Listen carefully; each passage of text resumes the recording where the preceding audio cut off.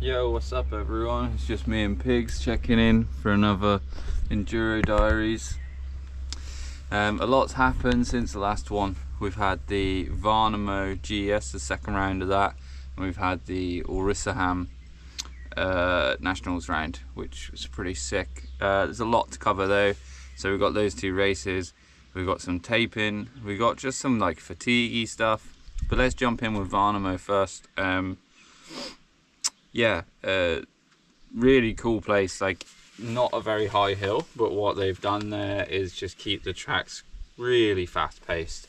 So you're descending maybe 40-50 meters over, I don't know, 500 meters, but the average speed of the track is super high the whole way. So that was a nice change. It was cool to go fast on some tracks for a change, rather than the sort of Stockholm tech that I'm used to.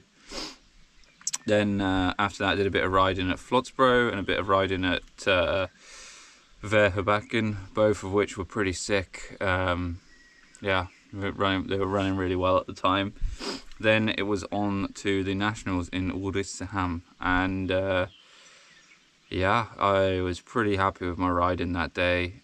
Really found my flow and just like managed to stay calm. Like the head stuff that I was struggling with before seems to have cleared, and like a national round I feel quite relaxed, I feel quite sharp at the same time.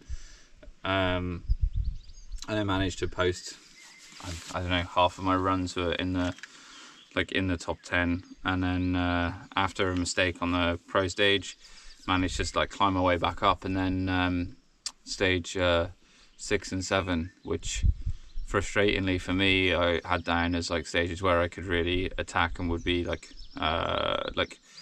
top stages for me, given the sort of longer nature of them. Stage 6 I actually had this incident where I left the tape, and we'll get onto that in a minute, and then so I got a 20-second penalty on that stage. And then on stage 7, I just like literally the simplest bit of the entire race, just crossing a fire road, and just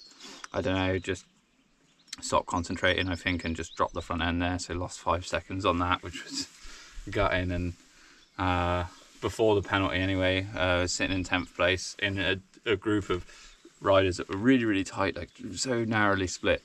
So that was cool. Live timing, just I don't know. What do you guys think about live timing? For me, like I'm like can't stop checking it all day. I don't mind it so much. I don't think it affects my riding, but I just love seeing the data, you know. And then it went from 10th to 16th, which kind of sucked. But stoked to see Hampus climb back up after he had a huge problem with his rear wheel and lost his tyre on the pro stage. He managed to climb his way back up to 15th, which was sick. And then Matthias getting himself on the podium, which is just unbelievable to see. What a journey from that boy. And then let's talk about the taping. I've not really spoke much on social media or anything about this, because my thoughts on it sort of sway quite a bit, and ultimately I think what I've come to is like, yes, I've left the intended track, but in that situation I just don't think it should have been like possible to, like, the taping should have been better in that scenario. And when you have these like split-second decisions, you want clear marking, you don't want this open stuff. So yeah, but it is what it is. And I have to say the Mallory, I think her name was, from the Svenska Cykelförbundet, she was fantastic. We spoke to her at length, and I spoke to her after the race about the whole situation, and she was really useful.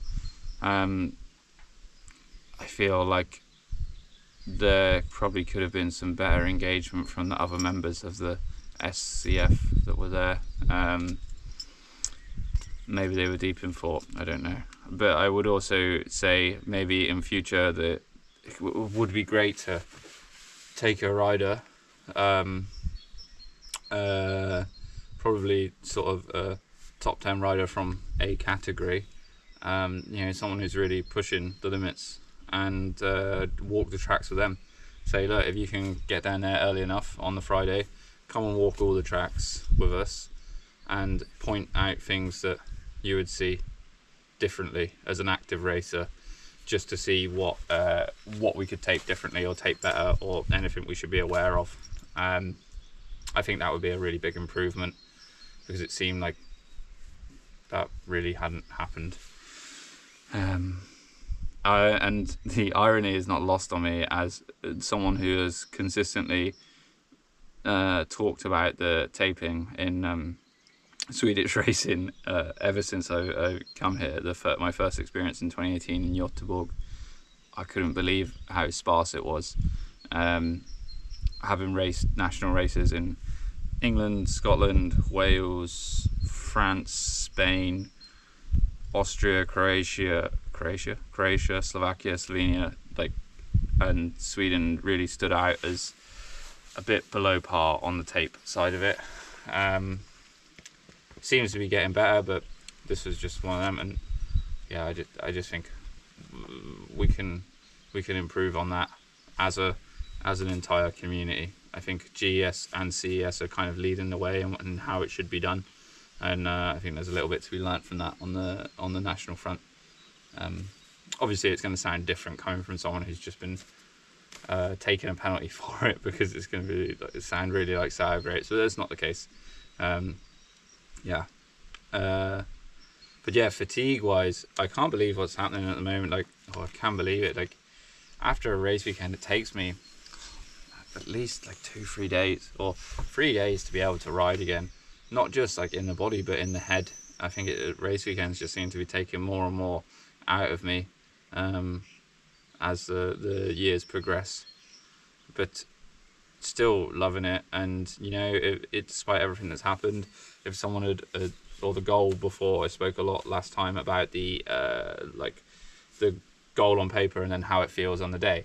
And the goal on paper for this point of the year was to be in the top 5 in both of the smaller races and the top 10 in nationals, and we're sitting in P9, so it's where we want to be. And it's a frustrating result, and gave up a lot of time to a lot of riders or a lot of points to a lot of riders that I'm going to be challenging the whole season. But there's still 5 more races, so there's still a chance to bring that back. But mentally, it was a tough blow.